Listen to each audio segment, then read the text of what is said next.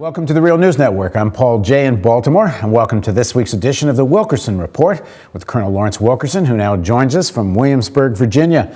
Larry was the former Chief of Staff for U.S. Secretary of State Colin Powell. He's currently an adjunct professor of government at the College of William and Mary, and he's a regular here. Thanks for joining us, Larry. Thanks, Paul.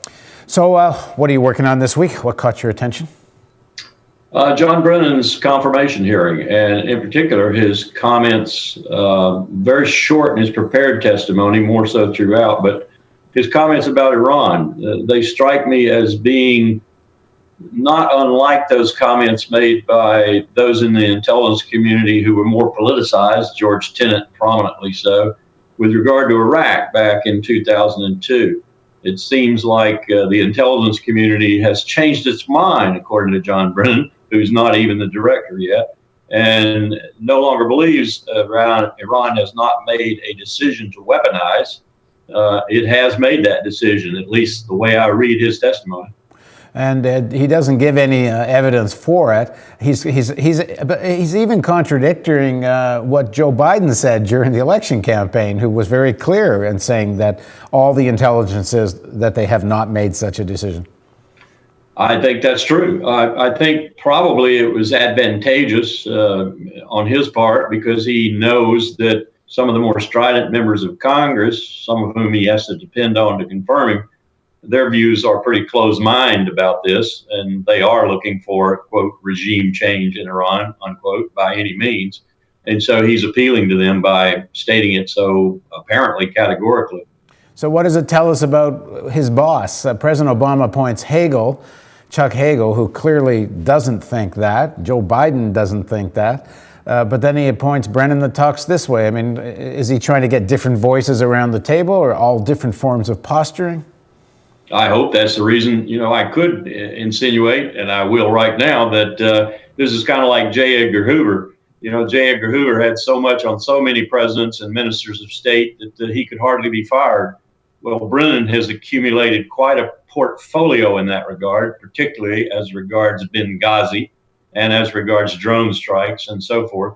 And so one can't hardly have him on the outside pissing in, as Lyndon Johnson used to say. One wants him on the inside, regardless. Now, most of the attention on Brennan was about drone strikes. He's been sitting with President Obama deciding who to kill, and his appointment there seems to be sort of almost a codification of that policy. And I don't know whether Brennan will continue to sit with President Obama on that score, or is he going to have some decision-making power himself at CIA? Could be, and I'm very alarmed by what I hear are sort of Iran-Contra-like, Bud McFarlane, Admiral Poindexter, Ollie North type operations out of the White House. The last time I checked, by law, the White House, the NSC staff in particular, or someone like John Brennan, is not supposed to be operationalized. That is, they're not supposed to be running operations in the field, regardless of presidential findings that might change that. I think what I'm hearing is probably accurate. And as I said, I think he probably had a lot to do with Benghazi, and maybe even some of the things he did ought to be looked into quite closely by the oversight committees in the Congress, if not others. I mean, in terms of developing even more of an imperial presidency, one of the Republican senators at his confirmation hearing asked him, is he going to be the CIA's representative to the White House or the White House's representative to the CIA? What's the importance of that distinction? Well, that's an excellent question, because the CIA, as it was conceived and as it has been when it operated in its best way, should be distanced from the White House quite a bit. George Tenet, for example, got way too close to George W. Bush.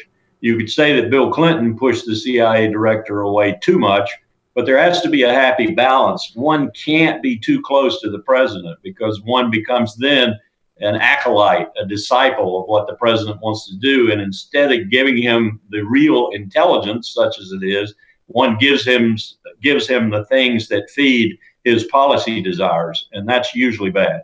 Thanks very much for joining us, Larry. Thank you for having me, Paul. Thank you for joining us on the Real News Network.